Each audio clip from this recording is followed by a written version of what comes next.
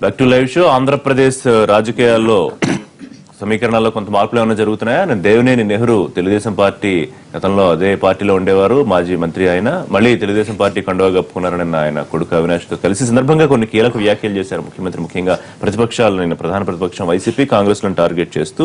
అలాగే అదే సందర్భంగా ఆయన రాజీ ప్రశ్నే లేదు, హోదా కాకుండా ప్యాకేజీకి ఎందుకు ఒప్పుకున్నాను అనేది కొంచెం సవివరంగా మాట్లాడారు.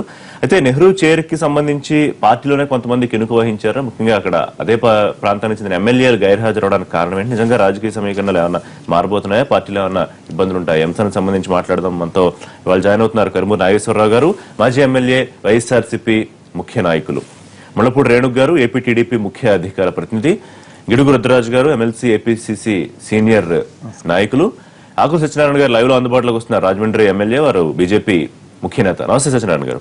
రైట్, మీతో స్టార్ట్ చేద్దాం. నాగేశ్వరరావు గారు, ముఖ్యంగా సరే నెహ్రూ గారు జాయినింగ్ అదంతా మాట్లాడుకునే ముందు, అవినీతి ఉన్మాదవాది నాయకుడు నడిపిస్తున్న వైసీపీ అవసరమా?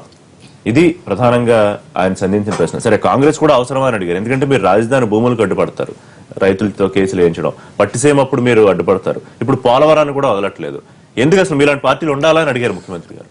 ఇప్పుడు ఈ చంద్రబాబు నాయుడు గారు అధికారంలోకి వచ్చిన కాడి నుంచి కూడా అన్ని అబద్ధాలు, మాయ మాటలతో వచ్చారు. ఆయన ప్రజలను వంచన చేశారు. అలాగే ప్రజలకి మన రుణమాఫీ చేస్తాను, రైతు రుణమాఫీ చేస్తాను, డోక్రా రుణమాఫీ చేస్తాను, ఇంటికో ఉద్యోగం, నిరుద్యోగ భృతి, ఉద్యోగం రానని చెప్పారు. అవన్నీ గాలికి వదిలేశారు. సరే, ఇప్పుడు వచ్చారు, 10 సంవత్సరాలు ఇక్కడ అధికారం ఉంది మనకి ఇక్కడ ఉండటానికి. ఈ 10 సంవత్సరాలు ఇక్కడ ఉండి మనం అక్కడ అన్ని కూడా ఏర్పాటు చేసుకోవచ్చు. కానీ తాత్కాలిక సచివాలయం అంటారు, తాత్కాలిక పట్టిసీమ డ్యామ్ అంటారు. పట్టిసీమ డ్యామ్ ఎంత ఘోరం అండి, ఎంత మీకు పూర్తిగా మీకు తెలియదేమో కానండి. అక్కడ 24 మోటార్లు, 29 మోటార్లు పెట్టారు. 6 మోటార్లతోటే వేస్తేనే అక్కడ ఆల్రెడీ 4 సార్లు పగిలిపోయింది. అసలు ఇంటికి ఇలాగా చేయాలని, కానీ వాళ్ళు 80 టీఎంసీ మేము ఇస్తున్నామని చెప్పారు కృష్ణానదికి. ఆల్రెడీ ఇప్పుడు వెళ్ళింది 13 టీఎంసీ లేదు అక్కడ. అసలు కృష్ణా డెల్టాను కాపాడుకోలేకపోయేవాళ్ళు అని చెప్పారు. ఈయన అంటే ఎన్నాళ్ళ నుంచి ఏదైపోయింది, ఈయన వచ్చాక ఇప్పుడు కాపాడేశారంటారా మీరు అనేది? అంటే ఆయన చెప్పే మాటలు, ఆయన చెప్పేది. మొన్న కూడా మీరు ఒక మీటింగ్ లో నేను 27 గంటలు కరెంట్ ఇస్తానంటున్నాడండి. అంటే ఆయన 27 గంటలు అంటే మనకి 27 గంటలని మేము అనుకోలేదు. నేను ఫాలో లేదు చెప్తున్నా. అవునండి, ఆయన ప్రతిదీ కూడా నాకు ప్రత్యేక హోదా కావాలి, 15 సంవత్సరాలు కావాలి, 10 సంవత్సరాలు సరిపోదు అన్నారు. ప్రత్యేక హోదా సంజీవనే అంటున్నారు, అసలు ప్యాకేజీ ముద్దంటున్నారు. ఆయన మాట ఒక మాట పొంతలేదు. అబద్ధాలతోటి నడిపిస్తున్నారు ఈ ప్రభుత్వాన్ని. అలాగే ఇవాళ పోలవరం ప్రాజెక్ట్ అంటే ప్రజలకు అర్థమవుతుంది కదా. ఇప్పుడు చెప్తున్నారు అనుకుందాం కదా, అబద్ధాలు చెప్తున్నారు అనుకోండి, ప్రజల్లో క్లియర్ గా వాళ్ళకి అర్థం అవుతుంది, వాళ్ళు వ్యతిరేకత వస్తుంది, వాళ్ళు ప్రశ్నిస్తారు. అంటే మేము ఒక ప్రతిపక్ష పార్టీగా ఆయన 10 సంవత్సరాలు ఊరికనే ఉన్నాడని ఇంట్లో ఉన్నారు. ఆయన ప్రతిపక్ష నాయకుడిగా ఆయన ఇక్కడ ఏమైనా తప్పులు జరిగినప్పుడు ఆయన ఉద్యమాలు చేయలేదా? పాదయాత్ర ఎందుకు చేశారండి మన రైతుల కోసం? అలాగే మేము ఇవాళ పచ్చి ప్రజలను మోసం చేస్తున్నారు, ఏ పబ్లిక్ ని కూడా వదలలేదు. అంచేత ప్రజల తరపున యువతకి అన్యాయం జరుగుతుంది, నిరుద్యోగ భృతి ఇస్తున్నారని చెప్పి దాని మీద ప్రశ్నించడం మా తప్ప. మీ పార్టీ నాయకుల్లాగా ఆయనకి డబ్బు పిచ్చి పట్టలేదు, బెదిరింపులు చేస్తున్నా, డబ్బు పిచ్చి పట్టకపోతే ఒకటేనండి, డబ్బు పిచ్చి పట్టకపోతే పోలవరం ప్రాజెక్టు కేంద్రం అనౌన్స్ చేసిన వెంటనే జీవో జారీ చేసి 1400 కోట్లు అనౌన్స్ చేసి ఆయన చేశారంటే ఇప్పుడు ఇసుక ఫ్రీ దొరుకుతుంది. అంతకుముందు ఇసుక కొనాలి, ఇసుక ఫ్రీ ఎక్కడ? ఆల్రెడీ ఇప్పుడు సిమెంట్ పెరగలేదు, స్టీల్ పెరగలేదు, కానీ 1400 కోట్లు పెంచవలసిన పని ఏంటండి? ఆయన డబ్బు పిచ్చలేదా? ఇవాళ ఇసుక దోపిడియా, మట్టి దోపిడియా, ఏది ఎక్కడ? రైతులను కూడా వదలలేదు. 32 రూపాయలు దాని మీద కమిషన్ కూడా తీసుకుని దోచుకుంటున్నారా? ప్రజలందరి కళ్ళ ముందు దోపిడీ జరుగుతూ ఉంది. ఇవి ప్రతిపక్ష నాయకుడిగా జగన్మోహన్ రెడ్డి గారు ఫస్ట్ నుంచి కూడా ఈ రాష్ట్రానికి ప్రత్యేక హోదా కావాలి, డ్వాక్రా మహిళల రుణమాఫీ కావాలి, రైతుల రుణమాఫీ కావాలి, అందరిని ఆదుకోవాలని చెప్పి ఆయన ప్రజల తరపున పోరాటం చేయటం ఆయనకి ఇష్టం లేదు. ఆయనకి ప్రతిపక్షం అన్నది ఉండకూడదు, వైఎస్ఆర్ పార్టీ ఉండకూడదు, అటు కాంగ్రెస్ ఉండకూడదు. రాజకీయ జీవితంలో మాటలు అందరూ గౌరవిస్తారు, కానీ కొత్తగా రాజకీయాల్లోకి వచ్చి అవగాహన లేని నాయకుడే చెప్పులతో కట్టుకొని పిలుపునిచ్చాడు. అలా ఎవరన్నా మాట్లాడతారా అని కూడా ఆయన ఎన్టీ రామారావు సొంత పిల్లనిచ్చిన మామని ఎన్ని పూట పొడిచాడు. ఆయన ఒకసారి గులిగింజ పోసి ఏదో బ్లాక్ ఆయన అంతా ఎర్రగానో అనుకుంటది అంటారు, కింద తెలియదు అంటాను. అలాగా ఆయన ఒకసారి వాళ్ళ మామగారిని గుర్తు చేసుకుంటే సరిపోద్ది.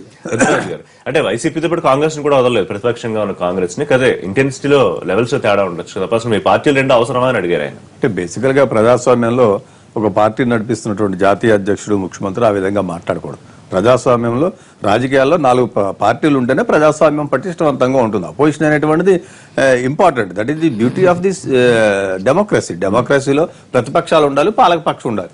పాలక పక్షంలో ఉన్నటువంటి వ్యక్తి ప్రజలకు జవాబుదారీగా ఉండి నేను ఏం చేస్తున్నానని చెప్పాలి. కానీ మొత్తం అందరూ ఇది చేసేయాలి, కాంగ్రెస్ మూసేయాలి, వైఎస్ఆర్ అభివృద్ధి చేసే ప్రతి అడుగులోనూ మీరు సహకరించాల్సింది పోయి ప్రతిదానికి అడ్డుపడుతున్నారని కదా ఆయన చెప్పేది. దేనికి పిలిచారండి? అమరావతి మీద ఎంత పెద్ద యాక్టివిటీ జరిగింది, ఏ రాజకీయ పార్టీని పిలిచారు ఆయన? స్పెషల్ కేటగిరీ స్టేటస్ మీద మేము మా పార్లమెంట్ సభ్యులు కేవీపీ గారు బిల్లు తీసుకొచ్చి 11 పార్టీలు జాతీయ స్థాయిలో ఒప్పిస్తే ఫ్లోర్ లో మీరు దాని మీద ఎప్పుడైనా పిలిచారండి? అంటే మీకు ప్రతిపక్షం అనేటువంటి కనపడుతుందా అండి? ఏ రాజకీయ పార్టీ అయినా ఇది పెద్ద ఈవెంట్ చేసుకున్నారు నిన్న కాక మన పుష్కరాలకి ఏ పార్టీనైనా పిలిచారండి? ప్రతిపక్ష నాయకుడిని కూడా తర్వాత స్టార్ట్ అయ్యే రోజుని పిలిచినటువంటి సందర్భం. ప్రతిపక్ష నాయకుడు by virtue of leader of opposition enjoys cabinet rank on par with any minister. వారిని కూడా నెగ్లెక్ట్ చేశారు. వివిధ రాజకీయ పార్టీ ఉంది. ఇదంతా ప్రజల డబ్బుతో చేస్తున్నారు. అదే తెలుగుదేశం పార్టీ డబ్బు కాదు కదా, వాళ్ళు ఖర్చు పెట్టినంతా కూడా ప్రజా మనీ పెడుతున్న నేపథ్యంలో ఇక్కడ ఉన్నటువంటి అన్ని పార్టీలు కూడా ఈక్వల్ రెస్పాన్సిబిలిటీ స్టేట్ ని డెవలప్ చేసుకోవడంలో. సో దానికి మీరు మాకు అభివృద్ధికి సహకరించండి, మేము మంచి పనులు చేస్తున్నాం అంటే ఎవరైనా సహకరిస్తారు. రాజకీయం కోసం రాజకీయ విమర్శలు తప్ప అభివృద్ధి కోసం ఎంత అహర్నిశలు కష్టపడుతున్న తనను విమర్శలు చేయడానికి మీరు ఎదురు చూస్తున్నారు అనేది ఆయన ప్రతి సందర్భంలోనూ చెప్పే మాట. మేము ఎందుకంటే హైకోర్టు ఏం చెప్పిందండి నిన్న కాకపోయినా? స్విస్ ఛాలెంజ్ లో ఏం చేసింది మేము చెప్తాం, కాంగ్రెస్ పార్టీ చెప్పిందా, జగన్ గారి పార్టీ చెప్పిందా, సిపిఐ చెప్పిందా, సిపిఎం చెప్పిందా? పబ్లిక్ ఇంట్రెస్ట్ లిటిగేషన్ వేస్తే you're deviating the very purpose of the 1, 2, 3, 4 guidelines of the Swiss challenge అన్నారు. స్విస్ ఛాలెంజ్ కి సంబంధించి కేల్కర్ కమిటీ రిపోర్ట్ ఇచ్చింది. ఈ గతంలో ఈయన ఓపెన్ టెండర్స్ పెట్టారు. ఇవన్నీ జరిగితే కూడా స్విస్ ఛాలెంజ్ ఇప్పుడు దాన్ని కూడా మేమే మేనేజ్ చేస్తూ ఉంటారా? సో ప్రతిపక్షం పార్టీల యొక్క పాత్ర ఏ విధంగా ఉందో మీకు కోర్టులు కూడా అలా కనబడుతున్నాయి కదా. ఇంకా కాదు, ఇంకా చాలా ఇష్యూస్ జరుగుతాయి. ఇప్పుడు పోలవరం లాంటి ఇష్యూని తీసుకుంటే పోలవరంలో ఏంటండి వాళ్ళు చేస్తున్నది? పోలవరంలో ఆల్మోస్ట్ 32% గతంలో కాంగ్రెస్ పార్టీ హయాంలో జరిగాయి. Project has been initiated by the government of India. UPA ప్రభుత్వం మన్మోహన్ సింగ్ గారు ప్రధానమంత్రిగా ఉన్నప్పుడే పోలవరాన్ని నేషనల్ ప్రాజెక్ట్ అని చెప్పారు. దీంట్లో సెక్షన్ 92లో ఏం చెప్పారు? పోలవరం ఏంటంటే నేషనల్ ప్రాజెక్ట్ గా తీసుకుని చేయమని చెప్పారు. మీకు ఎందుకు కావాలండి? ఆయన ఫైనాన్స్ మినిస్టర్ గారు జైట్లీ గారు నేను చదువుతారు, government AP government has demanded మనం పదాలన్నీ చూడాలి. మన బిల్లు గురించి వాళ్ళు చెప్పారు. సందర్భాల్లో అరుణ్ జైట్లీ గారు మరొకసారి ఏమన్నారంటే రాష్ట్ర ప్రభుత్వాన్ని ఏజెన్సీగా మేమే నియమించాం ఆయన మరొక సందర్భంలో. వినండి, మీరు పోలవరం యాక్ట్ అనేటువంటి దాన్ని అమెండ్మెంట్ చేయాలి. మీరు అమెండ్మెంట్ చేయకుండా చేయడానికి లేదు. సెక్షన్ 90 ప్రకారం నేషనల్ ప్రాజెక్ట్ ని. సో ఇప్పుడు మీరు కావాలని చెప్పి ఇది చేస్తున్నారు కదా. సో మీరు నేషనల్ ప్రాజెక్ట్ అంటే ఏంటండి? 100% మీరు డబ్బులు పెడతారు, సూపర్వైజర్ వెలిగిస్తారు, మాకేం ఇష్యూ లేదు చెప్తున్నా. సో ఇటువంటి ఇష్యూస్ లో మేము క్వశ్చన్ చేయడం తప్పండి. పార్లమెంట్ అనేటువంటిది కానీ ఇది కానీ చట్టాల ప్రకారం వెళ్తాయి. బైఫర్గేషన్ యాక్ట్ మీరు డివియేట్ అవుతున్నప్పుడు, బైఫర్గేషన్ యాక్ట్ కి అమెండ్మెంట్ చేసినప్పుడు మీరు అవసరమైన చట్టాన్ని అమెండ్ చేసి ఇప్పుడు పెట్టండి, దాంట్లో బిల్లు పెట్టండి, వస్తాం. సత్యనారాయణ గారు మీకేమనిపిస్తారు? నిన్న ముఖ్యమంత్రి గారు పార్టీ అధ్యక్షుడు హోదాలో లేకపోతే ముఖ్యమంత్రి హోదాలో ఆయన చేసిన కామెంట్స్ ప్రతిపక్షాల విషయంలో, అలాగే పోలవరం విషయంలో, ఈ 2 అంశాల గురించి చెప్పండి.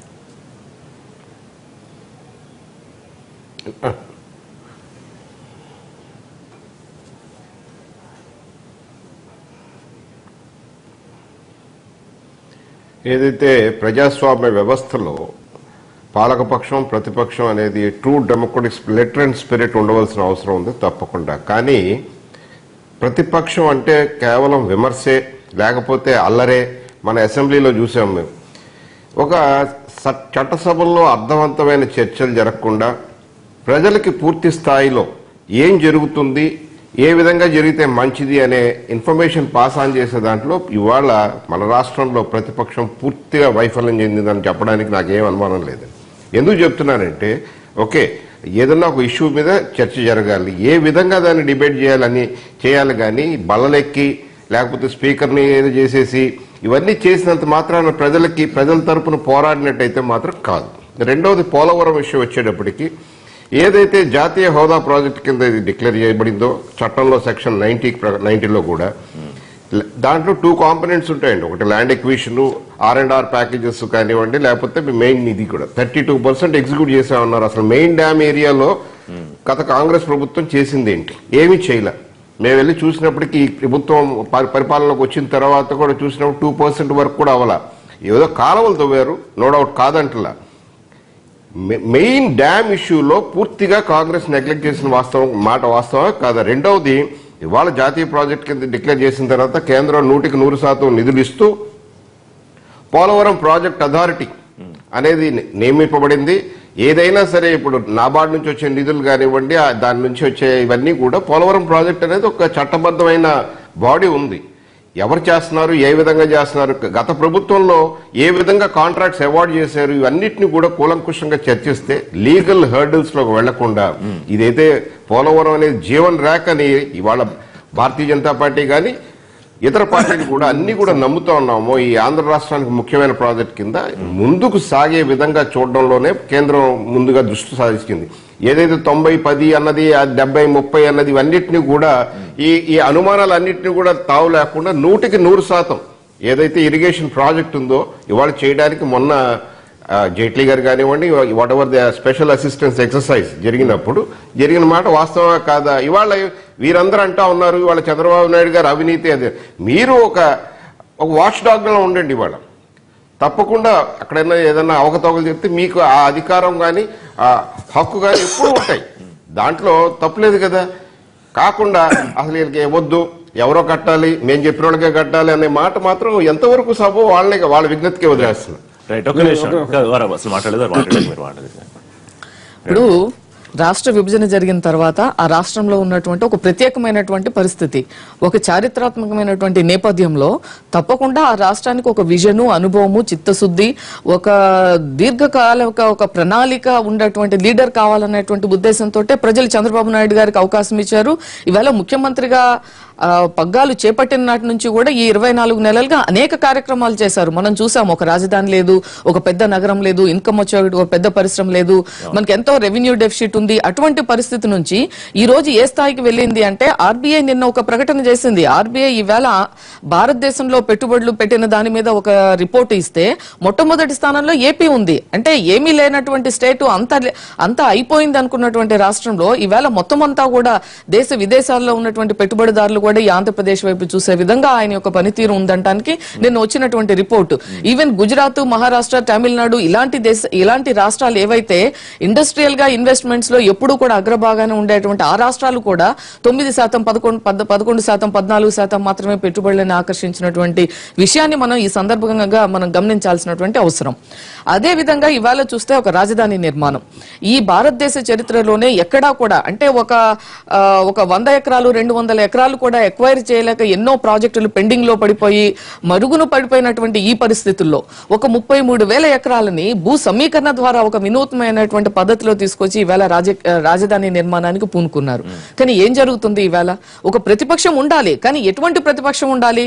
బాధ్యతాయుతమైనటువంటి ప్రతిపక్షం ఉండాలి, ప్రజల పక్షాన నిలిచేటువంటి ప్రతిపక్షం ఉండాలి, ఏదైతే వాచ్ డాగ్ లాగా ఉండేటువంటి ప్రతిపక్షం ఉండాలి తప్ప ఆయన అమృతం చిలుకుతున్న ప్రతిసారి కూడా మనం విషపు చుక్కలు కలిపేటువంటి ప్రతిపక్షం ఉండటం మూలంగా ఈ రాష్ట్ర ప్రజలకు దీర్ఘకాలికంగా అన్యాయం జరిగేటువంటి పరిస్థితి ఉంది. ఈ రోజు మనం చూసాము, ఈ రోజు ఏదైతే స్విస్ ఛాలెంజ్ గురించి ఎంత ఒక రకమైనటువంటి విష ప్రచారం, రాక్షస ఆనందం, ఈవేళ ఏంటి వాళ్ళు చేస్తున్నటువంటి ప్రకటనలు ఏంటి, ప్రచారం ఏంటి అనేది చూస్తా ఉంటే ఈవేళ దాని మీద జరుగుతా ఉంది. ఈవేళ జడ్జిలు చెప్పేదాని మీద ఎక్కడ ఏం చేశారు? అందులో జడ్జి ఏమన్నారు? ఒకటే చెప్పారు, మీరు ఉన్నటువంటి ప్రొప్రైటరీ డీటెయిల్స్ ఏమున్నాయో వాటిని మీరు బహిర్గతం చేయండి అన్నారు. అంతే తప్ప ఇప్పుడు ఇంతకు ముందు కూడా మాట్లాడుతూ చెప్పారు కేల్కర్ కమిటీ ఒక నివేదిక ఇచ్చింది. కేల్కర్ కమిటీ ఏమని ఇచ్చింది? ముఖ్యమంత్రి సరే కష్టపడుతున్నారు, పనిచేస్తున్నారు అభివృద్ధి కోసం, కానీ సందర్భం వచ్చిన ప్రతిసారి లేకపోతే వేరే సందర్భంలో అయినా ప్రధాన ప్రతిపక్షంగా వైసీపీని, కాంగ్రెస్ అసలు ఈ పార్టీలు అవసరమా అని అడగడం కూడా ఎంతవరకు కరెక్ట్ అనే పాయింట్ ఆలోచిస్తుంది. ఇప్పుడు మనం కంబైన్డ్ రాష్ట్రంలో కూడా చూసాం, ఎంతో మంది ముఖ్యమంత్రులుగా ఉన్నారు, మన ప్రతిపక్ష నాయకులుగా ఉన్నారు. ఏ ప్రతిపక్ష నాయకుడైనా ఒక ముఖ్యమంత్రి హోదాలో ఉన్నటువంటి ఒక వ్యక్తిని కాలర్ పట్టుకొని నేను నిలబెడతాను, లేదా చెప్పుతో కొట్టండి, లేకపోతే ఒక ఇన్విటేషన్ ఇస్తానికి వెళ్తే నాకు రావద్దు, నాకు ఇవ్వద్దు అని చెప్పినటువంటి పరిస్థితులు ఎప్పుడైనా ఉందా? అంటే ఈవేళ ఒక రాజకీయ పార్టీ అధ్యక్షుడిగా, ఒక ప్రతిపక్ష నాయకుడిగా తన హోదాని ఎవరు తగ్గించారు? తన హోదాని చంద్రబాబు నాయుడు గారు తగ్గించలేదు. రాజకీయాల్లో హత్యలు ఉండవు, ఆత్మహత్యలు మాత్రమే అంటారు. దానికి నిదర్శనం ఇవాళ వైఎస్ఆర్ పార్టీ. ఆ పార్టీ మీద ఎవరు బురద జల్లనక్కర్లేదు. ప్రజలు ఒకసారి తీర్పిచ్చి అక్కడ పెట్టారు. కనీసం అది కూడా నిలుపుకోలేనటువంటి పరిస్థితి ఎవరు చేస్తున్నారంటే ఆ పార్టీ అధ్యక్షుడు, పార్టీలో ఉన్నటువంటి నాయకులు. రెండవది పోలవరం గురించి మాట్లాడుతున్నారు. మేము మొట్టమొదటి నుండి చెప్తున్నాము, ఈవేళ మా యొక్క లక్ష్యం ఏంటి? మేము ఈ రాష్ట్ర ప్రజలకు మేము వాచ్ డాగ్ లా ఉన్నాము. ఒక అధికారంలో ఉన్నటువంటి ఒక ముఖ్యమంత్రిగా ఏం కోరుకుంటారు? ఈ రాష్ట్ర ప్రజలకు ఒక న్యాయం జరగాలి, రైతులు సంతోషంగా ఉండాలనేటువంటి ఉద్దేశంతో అంత ఆర్థిక లోటు ఉన్నప్పటికీ కూడా ఈవేళ చూస్తున్నాం 44 లక్షల మందికి పెన్షన్లు, 200 రూపాయలు ఇచ్చే మేము ఎంతో చేశామని చెప్పుకున్నటువంటి దాని నుండి ఇవాళ ఎంత ఇస్తున్నాం చూసాము. అంటే ఈ వెల్ఫేర్ స్కీమ్స్ పోలవరం ఏమైంది? ఋషి గారు నన్ను పోలవరం గురించి మాట్లాడండి. ఇవాళ పోలవరం గురించి బ్యానర్ ఐటంలు రాస్తున్నారు. ఏం రాస్తున్నారు అంటే వీళ్ళు పోలవరం వస్తే ఇవాళ పట్టిసీమ గాని నిర్మిస్తే మేము రాజీనామా చేస్తామన్నటువంటి ప్రతిపక్ష నాయకుడు ఇవాళ ఎక్కడున్నారు? ఇవాళ మేము ఇచ్చే డెల్టాలో పంటలు కాపాడినటువంటి మాట వాస్తవం కాదు చెప్పమనండి వాళ్ళని. నేను చెప్తా ఆగండి. 99 నుంచి 2004 వరకు మీరు అధికారంలో ఉన్నారు. చంద్రబాబు నాయుడు గారు ముఖ్యమంత్రి అయిన తర్వాత ఒక్క బడ్జెట్ డెలిగేషన్స్ అంతా మీరు డేటా ఉంటుంది గవర్నమెంట్ ఆఫ్ ఆంధ్రప్రదేశ్ దగ్గర. 100 కోట్లు పోలవరానికి ఇచ్చారా చెప్పండి మీరు? నేను ప్రూవ్ చేస్తాను లేదని చెప్పి. తెలుగుదేశం పార్టీ ఏనాడైనా ఈ రాష్ట్రంలో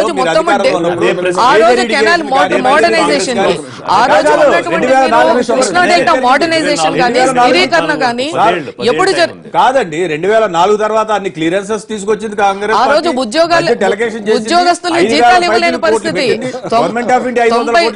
95లో చంద్రబాబు నాయుడు గారు 95లో తీసుకున్న రోజున జీతాలు ఇవ్వలేనటువంటి పరిస్థితి నుంచి మనం ఏ స్థాయికి వెళ్ళామో కూడా చూడండి. ఆ రోజు మేము ప్రతిసారి మేము వచ్చేప్పటికీ మాకు ఎంపీ పోలిస్తారు. మేము దాన్ని మళ్ళీ కూడా మేము పంచపక్ష ప్రమాణాలని తయారు చేయగల మీరు వస్తున్నారు. దానేదో మీ దీని కింద చెప్పుకుంటే మీరు మాట్లాడచ్చా? మాట్లాడండి. ఇవాళ గత 9 సంవత్సరాలు ముఖ్యమంత్రిగా ఉన్న చంద్రబాబు నాయుడు పోలవరం గురించి కానీ వేరే ప్రాజెక్టుల గురించి కానీ లాస్ట్ మినిట్ లో మాత్రం శిలాపలకాలు వేసారండి. శంకుస్థాపన సమాధరాళ్ళ మిగిలిపోయింది. అది మాత్రం కరెక్ట్. ఇవాళ ప్రతిదీ కూడా మేము చేసేస్తున్నాం, మా ప్రతిపక్ష నాయకుడు సహకరించట్లేదు అన్నారు. మీరు మేమడ్డం ఎక్కబడుతుంది. మీరేనా అసెంబ్లీలో కూడా మాకు వాయిస్ ఇస్తలేదు. ఆయన సత్యనారాయణ గారు అసెంబ్లీ చూశారు, అసెంబ్లీలో ఏం జరుగుతుందో చూశారు. ఆయన ఏదైనా మైక్ ఇస్తున్నారు. వాళ్ళు ఏమంటున్నారండి? మేము స్టేట్మెంట్ ఇస్తామంటున్నారండి. స్టేట్మెంట్ ఇచ్చిన తర్వాత నడుపుతా ఉంటున్నారు. స్టేట్మెంట్ ఇచ్చే ఇంకా నడిపేది ఏముండదు. ప్రతిదీ కూడా బుల్డోజ్ చేసుకుంటూ పోతున్నారు. ప్రతిపక్ష ఒక నిమిషం ఇవ్వాలి. ప్రతిపక్ష నాయకుడు మాట్లాడటానికి మైక్ ఇచ్చే లోపలనే 3 సార్లు కట్ చేసి అటు ఎమ్మెల్యేలకి వాళ్ళకి వీళ్ళకి ఇస్తూ ఉంటారండి. అసలు సమాధానం రానివ్వరు. అసలు ఒక ఎంత నీచంగా ఆ సభ జరుగుతుందంటే అండి, ఇప్పటి వరకు జరిగిన అసెంబ్లీలో ఎంతో మంది స్పీకర్స్ అన్నారండి. కానీ ఇటువంటి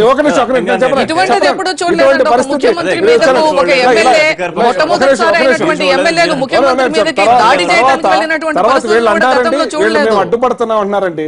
అసలు మేము ఎందుకు అడ్డుపడతామండి? మీరు చేస్తానన్న రుణమాఫీ చేసేసి ఉంటే మేము అడ్డెందుకు పడతాం? మీరు చేస్తానన్న డ్వాక్రా ఒక నిమిషం అని చెప్పనండి. రుణమాఫీ చేస్తానని మీరు చేస్తుంటే మేము ఎందుకు అడ్డుపడతాం? మీరు ఇంటికో ఉద్యోగం ఇస్తా ఉన్నారు, ఇచ్చేసి ఉంటే మేము ఎందుకు అడ్డుపడతాం? కనీసం నిరుద్యోగ భృతన్న ఇస్తా ఉన్నారు, అది ఇస్తే మేము ఎందుకు అడ్డుపడతాం?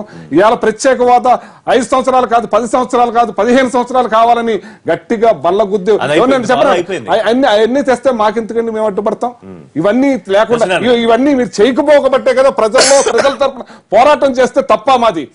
సత్యనారాయణ గారు ఎలాగా చేయలేరు. వారు ఆయనతో కలిసిపోయారు కాబట్టి, వారు పార్ట్నర్షిప్ కాబట్టి వారు అలాగే చేయలేరు. ప్రజల తరపున పోరాటం చేయవలసింది మేమే. అది కాంగ్రెస్ చేయకుండా మేము చేయకుండా మేము ఇద్దరు లేకుండా ఉంటే ఈ రాష్ట్రాన్ని శుభ్రంగా రాచరికంలాగా దోచుకోవాలని చూస్తున్నారు. రాచరిక పాలన కోవాలని కోరుకుంటున్నారు.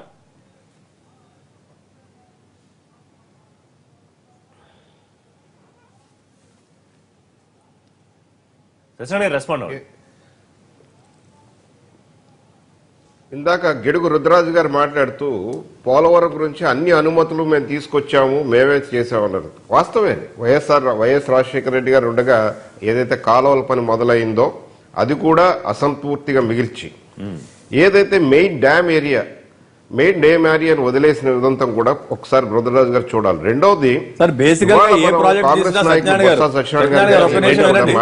బేసికల్ గా ఏ ప్రాజెక్ట్ తీసుకున్నా హెడ్ వర్క్స్ అన్ని కూడా మన రాష్ట్రానికి ఎందుకంటే మహారాష్ట్రలో ప్రాజెక్టులు కట్టినప్పుడు అక్కడ నాయకులు చెప్పండి. అదే బేసికల్ గా మనం ఏ ప్రాజెక్ట్ కట్టినా ఇంక్లూడింగ్ బస్రానంగా మీరు ఏది స్టడీ చేసినా కూడా నాగార్జున సాగర్ కానీ ఏది స్టడీ చేసినా హెడ్ వర్క్స్ లాస్ట్ లో మొదలు పెడతారు. ల్యాండ్ జరిగేటువంటివి కాబట్టి కెనాల్ సిస్టమ్స్ అన్ని చేయడం జరిగింది. ఎందుకంటే we have problem with Orissa, we have problem with some other states కాబట్టి ముందు మన స్టేట్ లో ఉన్నటువంటి ల్యాండ్ అంతా మనం ఎక్వైరీ చేసుకుని కెనాల్స్ చేసుకుని తర్వాత హెడ్ వర్క్ చేసుకుంటారు సార్.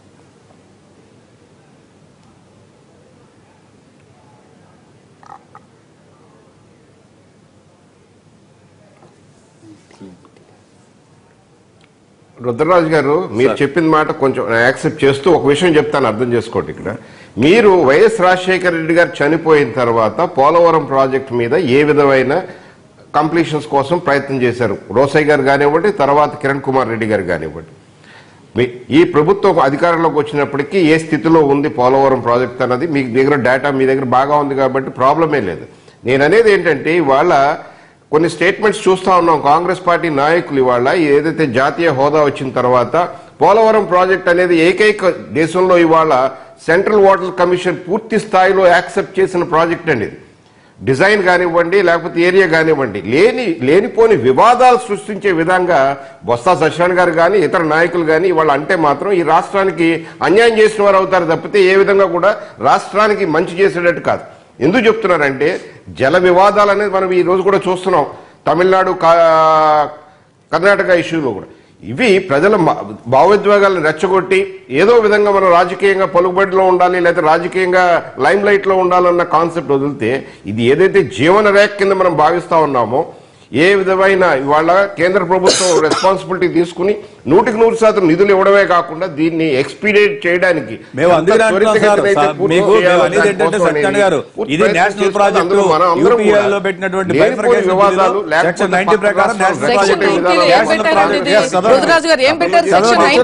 జాతీయ ప్రాజెక్ట్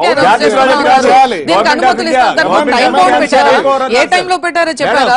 తెలంగాణ అనుమతులు ఇస్తుంది, ఒప్పుకుంటుంది అన్నారు. ఏమి ఒప్పుకుంటుంది అంటే ఏ టర్మ్స్ మీద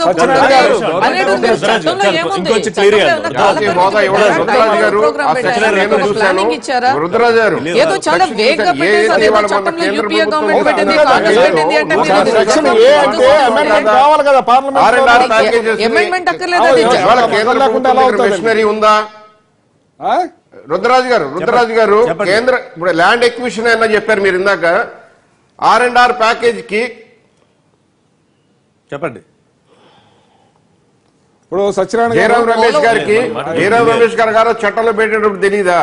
కాదండి, సెక్షన్ 90లో డిఫైన్ చేసిన ప్రకారం మీరున్నారు, మీరు ఎన్డీఏ గవర్నమెంట్ రన్ చేస్తున్నారు. సో మీ రెస్పాన్సిబిలిటీని 100% మీరు ఇస్తున్నారు. We welcome it on behalf of Andhra Pradesh Congress committee. మీరు let BJP national government take over this activity. బాధ ఏంటో అర్థం అవట్లేదు. అంటే ఇప్పుడు కేంద్ర ప్రభుత్వం వాళ్ళకి దేశంలో 100 ప్రాజెక్టులు ఉంటాయి, వాళ్ళ యొక్క అటెన్షన్ డైవర్ట్ అవుతుంది. ఇది పెద్ద ప్రయారిటీ కాదు. దేశవ్యాప్తంగా ఉండేటువంటి ఇష్యూలో వాళ్ళకి అనేక కార్యక్రమాలు ఉంటాయి. ఈవేళ రాష్ట్ర ప్రభుత్వానికి ఒక బాధ్యత ఉంది. రాష్ట్ర ప్రభుత్వం పోలవరం చంద్రబాబు నాయుడు గారు ఎట్టి పరిస్థితుల్లోనూ ఫస్ట్ ఫేజ్ ఏదైతే మేము హామీ ఇచ్చామో 2018 కంప్లీట్ చేస్తామని అది ఎక్కడ చేసేస్తారనేటువంటి బాధ.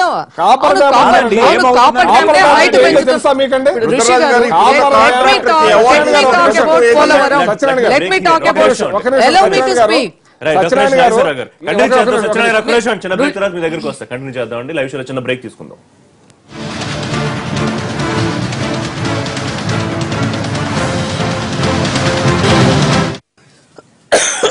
హోదా గురించి నిన్న కొంత వివరణ ఇచ్చే ప్రయత్నం చేశారు. ప్యాకేజ్ ఎందుకు ఒప్పుకున్నారని దాని గురించి మాట్లాడే ముందు నాగేశ్వర గారు, ఇప్పుడు ఇందాక సత్యనారాయణ గారు చెప్పినట్టుగా మన బొత్స గారు మాట్లాడారు, ఇది మాట్లాడారు అంటున్నారు. ఇప్పుడు వాళ్ళు ఆల్రెడీ స్టేట్ గవర్నమెంట్కి ఇచ్చిన తర్వాత దాన్ని వెంటనే వాళ్ళు జీవో ఇవ్వటం, ఈయన మరుసటి రోజునే జీవో రిలీజ్ చేసి 1400 కోట్లు అనౌన్స్ చేశారు. కొన్ని స్టీల్ రేట్లు, సిమెంట్ రేట్లు ఏమి పరిపాలన ఇసుక కూడా ఫ్రీ అయింది. ఇప్పుడు అది వదిలేయండి. ఇప్పుడు వాళ్ళు కట్టేది, ఇప్పుడు సత్యనారాయణ గారు చెప్పేది ఇప్పుడు పోలవరం ఆయన కడతా అన్నది కాపర్ డ్యామ్. కాపర్ డ్యామ్ అంటే ఒక ఈ మెయిన్ ప్రాజెక్ట్ కడతాను ముందు ఒక అడ్డు కట్టేసి డైవర్షన్ చేసి అయినా నిన్నండి ఆ డైవర్షన్ చేసే ఆనకట్టతోటే మేము 50,000 క్యూసిక్స్ ఆపి దీన్ని ఇచ్చేస్తాం అంటే పర్మనెంట్ డబ్బు ప్రజల సొమ్మును వృధా చేయాలి. అన్ని టెంపరీ టోటల్ అన్ని కూడా ఈ ప్రభుత్వం టెంపరీ తోటే ప్రజల క్యాబేజీలు పెడుతుందండి.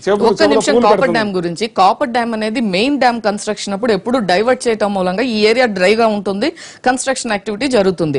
అయితే ఇది మామూలుగా 31 మీటర్స్ కి ఉండేటువంటి కాపర్ డ్యామ్ ని ఇవాళ మనం అదనంగా ఏదైతే ఇంజనీర్స్ అలో చేశారు మనం 41 మీటర్స్ వరకు కూడా కట్టుకోవచ్చు అని. ఒకవేళ 41 మీటర్స్ వరకు ఈ యొక్క కాపర్ డ్యామ్ ని ఎత్తు లేపటం మూలంగా రైట్ అండ్ లెఫ్ట్ కెనాల్ కి 6 మీటర్ లెవెల్లో మన వాటర్ ని అలో చేయడానికి అవకాశం ఉంది. కాబట్టి దీని మూలంగా పోలవరం యొక్క ఫలితాలు తొందరగా రైతులు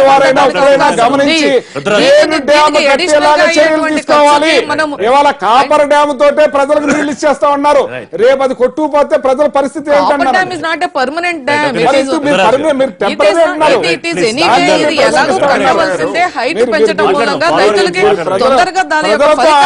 మీరు ప్రజలతో ఆడుకోకండి, ప్రజలకు మేలు చేసే పని చేయండి. ఎందుకు ప్యాకేజ్ ఒప్పుకున్న దానికి ముఖ్యమంత్రి గారు చెప్తూ విజ్ఞతతోనే అన్ని ఆలోచించి నిర్ణయం తీసుకున్నారు. నన్ను నమ్మిన ప్రజలకు మంచి చేయాలి, రాష్ట్ర ప్రయోజనాలు ఆలోచించాలి. ఇవాళ నేను తప్పుడు అడిగేస్తే రాష్ట్రం మొత్తం నష్టపోతుంది. చట్టబద్ధతపై ప్రధాని హామీ ఇచ్చిన తర్వాతే హోదా ప్రయోజనాలు నిధుల ద్వారా వస్తున్నాయి అన్న తర్వాతే ఒప్పుకున్నానని సాటిస్ఫైడా? మీరు ఒప్పుకుంటారా? వెల్కమ్ చేస్తారా? ఒక విషయం మీకు నేను చెప్తా క్లియర్ గా. ఈవేళ వాళ్ళు ఇచ్చింది ముఖ్యమంత్రి నీకు ఫైనాన్స్ మినిస్టర్ ఆఫ్ ఇండియా చెప్పింది it's only special assistance, special package అనే మాట ఎక్కడా లేదు. మీరు వారి 7 పేజీలు లెటర్ పంపారు, నా దగ్గర మెయిల్ లో ఉంది. 7 పేజీల mail special assistance to government of Andhra Pradesh అని చెప్పారు. దాన్ని వీళ్ళు కొంచెం మాడిఫై చేసి స్పెషల్ ప్యాకేజ్ అని చెప్పుకుంటున్నారు బయట. So there is no question of package. Second thing, bifurcation act లో ఉన్నటువంటి అన్నిటినీ నీట్ గా ఒక డబ్బాలో పెట్టి పౌడర్ డబ్బా అంతా చేసి ఒక గిఫ్ట్ ప్యాకెట్ లెక్క తయారు చేశారు. దీనికి మళ్ళీ చట్టబద్ధత ఏంటి? Already all the issues including Polavaram everything is there in the bifurcation act. దాన్ని మీరు తీసుకొచ్చి పెట్టి మళ్ళీ ఆల్రెడీ యాక్ట్ ఇంకో చట్టబద్ధత ఏంటి? ఇది ప్రజలను మోసం చేయడం క్లియర్ గా. ఎందుకంటే చట్టబద్ధత అనేటువంటిది నో క్వశ్చన్. ఐవాష్ కోసం మేము క్యాబినెట్ లో పెడతాం, అది చేస్తాం ఇది చేస్తాం ఇదన్నీ చెప్తున్నారు. Prime minister of India cabinet note పెడితే మన్మోహన్ సింగ్ గారు బైఫర్గేషన్ యాక్ట్ లో దాన్ని మీ క్యాబినెట్ నోట్ చూపించాం లైవ్ లో, దాన్ని ఈవేళ వరకు ఎక్కడ కన్సిడర్ చేయలేదు. Prime minister of India on the floor of the house లో మన్మోహన్ సింగ్ గారు మాట్లాడితే దాన్ని ఇచ్చేయలేదు. మాకు వెంకయ్యనాయుడు గారు చెప్పారు, లేకపోతే ఇంకొకరు చెప్పారు, గడ్కరీ గారు చెప్పారు, మీరు బయట ఆఫ్ ది రికార్డ్ రకరకాలు చెప్తున్నారు. వాటిలన్నింటినీ మీరు యాక్సెప్ట్ చేయండి అని చెప్పి తెలుగుదేశం పార్టీ వాళ్ళు కానీ భారతీయ జనతా పార్టీ నాయకులు కానీ చెప్తున్నారు. సో ప్రజల్ని మనం మోసం చేయకూడదు.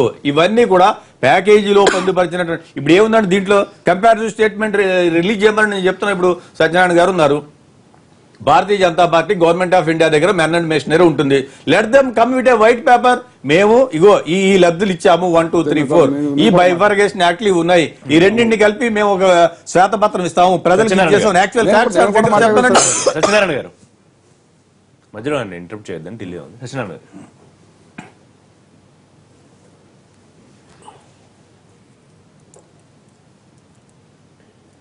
తప్పకుండా రుద్రరాజు గారు ఆ చర్చకు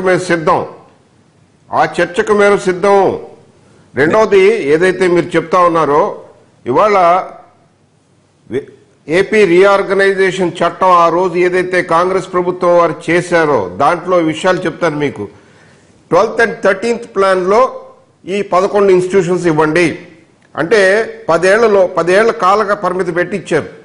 కేవలం 2 ఏళ్లలో 9 ఇచ్చాము. ఎందుకు ఇచ్చారు? ఈ రాష్ట్రం త్వరితగతిన అభివృద్ధి జరగాల, ఈ విభజన కష్టాలు ఉన్నాయని మేము భారతీయ జనతా పార్టీ గుర్తించి ఆ రోజు నుంచి ఈ రోజు వరకు కూడా మొట్టమొదటి రోజు నుంచి ఏదైతే పోలవరం కోసం ముంపు మండలాలను విలీనం చేసిన దగ్గర నుంచి ఈ రోజు కూడా ఆంధ్ర రాష్ట్రాన్ని వదిలివేలా.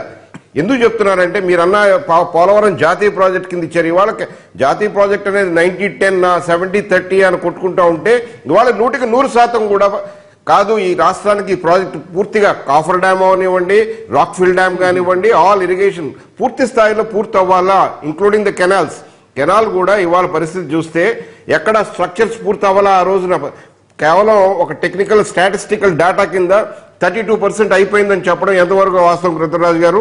రెండోది, ఇవాళ పోలవరం ప్రాజెక్ట్ అనేది పూర్తి స్థాయిలో అక్కడ పోలవరం ప్రాజెక్ట్ అథారిటీ దీని డిజైన్ అయిపోయిన వాస్తవం సిడబ్ల్యూసీ దగ్గర ఉంది, మీరు చూడండి.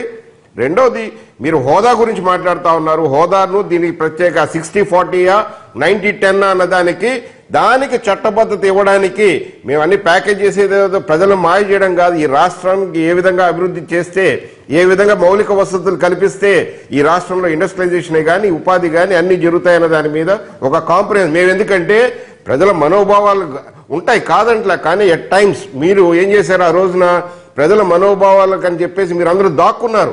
ఆ బిల్లు రూపొందించేటప్పుడు జయరాం రమేష్ ఇక్కడ నుంచి టెక్నికల్ గా ఎలక్ట్ అయిన రాజ్యసభ మెంబర్ తప్పితే తెలుగువాడు అన్నవాడు ఎవడు లేడా బిల్లు రూపొందించినప్పుడు, ఏదైతే చట్టం రూపొందించినప్పుడు. అటువంటి కాంగ్రెస్ వాళ్ళు ఇవాళ వచ్చేసి మాకు ఈ రాష్ట్రం మీద ప్రేమ ఉంది, మమకారం ఉంది, అభిమానం ఉంది అంటే ఎంతవరకు నమ్ముతారు ప్రజలు మిమ్మల్ని? మీరు ఆలోచించండి. ఇప్పుడు వీళ్ళు 2 years to 3 months అయిపోయిందండి. హోదా ఇస్తున్నాం అంటూ మొత్తం గడిపేశారండి. ఇప్పుడు ప్యాకేజీ అంటున్నారండి. ప్యాకేజీని కూడా మీకు ఎప్పుడు కూడా ప్యాకేజీ అంటున్నారు, ప్యాకేజీ కూడా అసిస్టెన్సీ అంటున్నారండి. అసిస్టెన్సీ అంటున్నారు, మేము ఇన్ని కోట్ల రూపాయలు ఎక్స్ట్రా ఇస్తున్నాం లేదా ఇది ఇస్తున్నాం అనేది మాత్రం క్లారిటీ లేదు. ఇప్పుడు వరకు వైట్ పేపర్ మీద ఏమన్నా చూపించారండి? మేము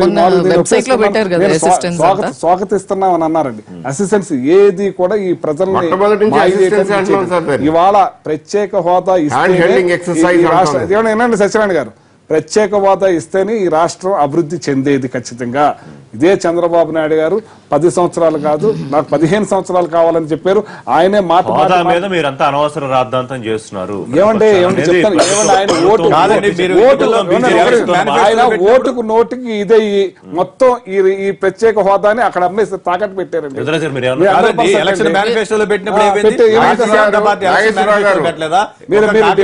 తిరుపతిలో చెప్పినప్పుడు ఇక్కడ చెప్పినప్పుడు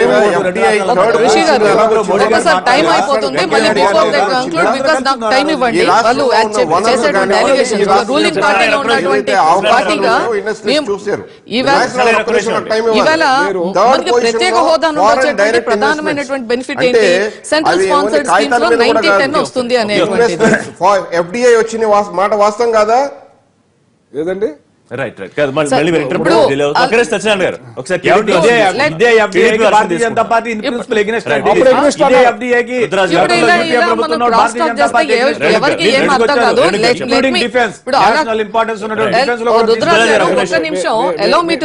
ఒక నిమిషం అండి. ఇవాళ అలా కాదు, ఇవాళ స్పెషల్ స్టేటస్ ఎలా మాట్లాడారు వీళ్ళందరూ మాట్లాడారు. నన్ను మాట్లాడివ్వండి, ఒకసారి నన్ను చెప్పనివ్వండి. మీరు అదంటారు టైం ఏదో మనం ఉన్నంతసేపు మనం ఏదో చెప్పేస్తే ఏమి వెళ్ళకూడదు అనేటువంటి భయం అక్కర్లేదు. ప్రజలకు తెలిసి ఏం జరుగుతుందని. ఇవాళ సెంట్రల్ స్పాన్సర్డ్ స్కీమ్స్ అనేటువంటిది ప్రధానమైనటువంటి బెనిఫిట్ స్పెషల్ కేటగిరీ స్టేటస్ లో. అది మామూలుగా అయితే 60-40 ఉంటుంది, ఇది రావటం మూలంగా 90-10 ఉంటుంది. ఇవాళ మన ఆంధ్రప్రదేశ్ రాష్ట్రానికి విభజన జరిగిన తర్వాత సిఎస్ఎస్ ద్వారా వచ్చేటువంటిది అప్రాక్సిమేట్లీ 10,000 కోట్ల రూపాయలు. అంటే మనం మామూలుగా అయితే 6,000 కోట్ల రూపాయలు ఇప్పుడు వస్తుంది. ఇది చేయటం మూలంగా 9,000 కోట్లు.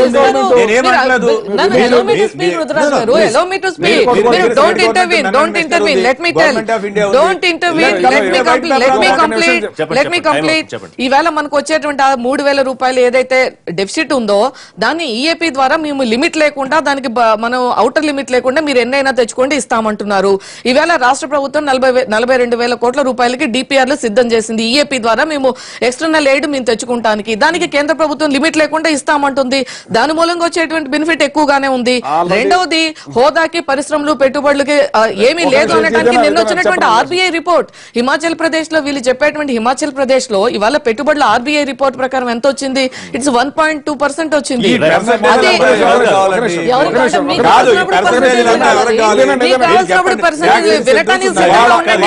మీరు వైఎస్ఆర్ పార్టీ వాళ్ళు కాంగ్రెస్ పార్టీ వాళ్ళు మీరు వినటానికి సిద్ధంగా లేరు. వినండి, మీరు వినండి, వినటానికి సిద్ధంగా లేకపోతే అలా వాస్తవాలను ఏమైనా సరే మేము స్పెషల్ స్టేటస్ కోసం ఈ ప్రజల తరపున పోరాటం చేస్తాం. ఎందుకంటే 9 సంవత్సరాల గతంలో చంద్రబాబు నాయుడు 9 సంవత్సరాలు సీఎం గా ఉండి ఒక్క ప్రాజెక్ట్ తెచ్చారా? ఇవాళ ప్రత్యేక హోదా ఇస్తేనే ఈ రాష్ట్రం ఖచ్చితంగా ప్రత్యేక హోదా ఈ రాష్ట్రాన్ని సంజీవిని చేశారు? అంటే 9 సంవత్సరాల టైంలో చంద్రబాబు నాయుడు గారు చేసిన అభివృద్ధి మేము ప్రజల తరపున ఖచ్చితంగా పోరాటం చేస్తాం. కాంగ్రెస్ పార్టీగా మేము డిమాండ్ చేస్తున్నాం nothing less than special category status. ఈ రాష్ట్రం అభివృద్ధి చెందాలంటే special category status. Chandrababu Naidu గారు రాష్ట్ర ప్రభుత్వం కాంప్రమైజ్ అయిపోయింది నేషనల్ ప్రభుత్వం తోటి. జగన్మోహన్ రెడ్డి గారు దీని మీద ఇంకా ప్రత్యేకంగా పెద్ద ఎత్తున ఉద్యమాలు చేయడానికి కూడా మేము సిద్ధంగా ఉన్నాం. ప్రత్యేక హోదా ఈ ప్రజల తరపున పోరాటం చేస్తాం. Please conclude sir. మాకు ఇప్పుడు ఒక డిబేట్ ఇక్కడే సరిగ్గా జరగకపోతే సరిగ్గా జరగకపోవటానికి కారణం మీరేనండి. మీరు ఇచ్చుంటే ఈ పరిస్థితి ఏముంటుందండి? ఏదైతే ప్రత్యేక కేటగిరీ స్టేటస్ కోసమే మేము పోరాటం చేస్తా ఉన్నారు చేస్తాం. ఈ కాంగ్రెస్ వారు ఆ రోజున మేము ఈ విభజన ఆపుతున్నాం మీరేం ఒక్క నిమిషం అండి. ప్రజల్ని ఏ విధంగా మభ్య పెడతారు పేరు చెప్పి ప్రజలందరి మనోభావాలని ఆ రోజుతో కూడా ఆ రోజున వదిలేసి ఢిల్లీలో మాట్లాడాల్సింది ఏం మాట్లాడకుండా అక్కడ ఎంపీలు కానివ్వండి ఎవరు కూడా మాట్లాడలే ఆ రోజున. మీరేం చేశారండి అప్పుడు? ఆయన చెప్పేనేవ్వండి, మళ్ళీ మీరు అడ్డుపడితే ఇబ్బంది అవుతుంది. సరే మీరు ఎక్కడి నుంచి వచ్చారు సార్?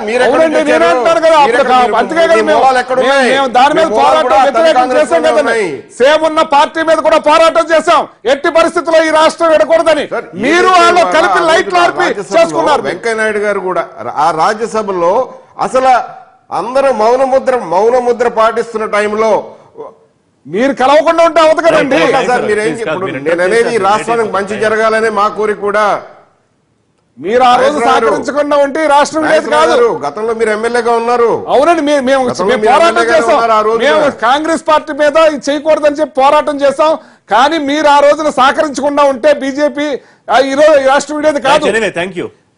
విడగొట్టింది మీరు, మేము సహకరించే విడగొట్టే ఉంటారు. ఆ రోజున అన్ని పార్టీలు కూడా తెలంగాణ ప్రజల యొక్క మనోభావాల కోసం కూడా మాట్లాడిన పార్టీలే కదండి. మేము 2 నాలుగులు జరుగుతుందో మాట్లాడలా. భారతీయ జనతా పార్టీ మొట్టమొదటి నుంచి కూడా ఒక నిబద్ధతతో ప్రజల్ని మభ్యపెట్టే విధంగా కాకుండా ఈ విభజనకి మేము అంగీకారం తెలిపిన వాస్తవం. మాతో పాటు మీరందరూ కూడా అందరూ అంగీకారం తెలిపిన వాళ్ళే.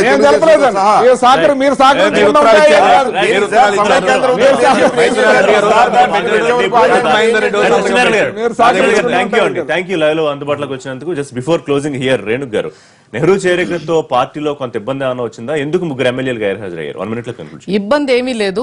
ఎందుకంటే ముఖ్యమంత్రి గారు అందరితోటి జిల్లా వాళ్ళందరితోటి పిలిచి మాట్లాడిన తర్వాతే తీసుకుంటాం జరిగింది. ఏదైనా వేరే కారణాల మూలంగా ఒకరిద్దరికి అవకాశం ఉండదు కాకపోవచ్చు. కానీ అదే అంటున్నాను, నిన్న గణేష్ నిమజ్జనం కూడా అతను వేరు వేరు కార్యక్రమాల్లో జాయినింగ్ అనేది ముఖ్యమంత్రి గారి సమక్షంలో జాయిన్ అవుతున్నారు తప్ప ఇప్పుడు మిగతా వాళ్ళందరూ కూడా రావాలి అనేటువంటిది కూడా ఏమీ లేదు. జిల్లా పార్టీ అధ్యక్షుడు ఉండాలి, ఉన్నారు యాజ్ పర్ ప్రోటోకాల్. అలాగే రాష్ట్ర పార్టీ అధ్యక్షులు ఉన్నారు, కళా వెంకటరావు గారు. మా జాతీయ పార్టీ అధ్యక్షులు ఉన్నారు, వాళ్ళు 3 ఉండగా ఇంకా మిగతా వారందరూ. అటువంటిది మా తెలుగుదేశం పార్టీలో క్రమశిక్షణకు మారుపోయారు.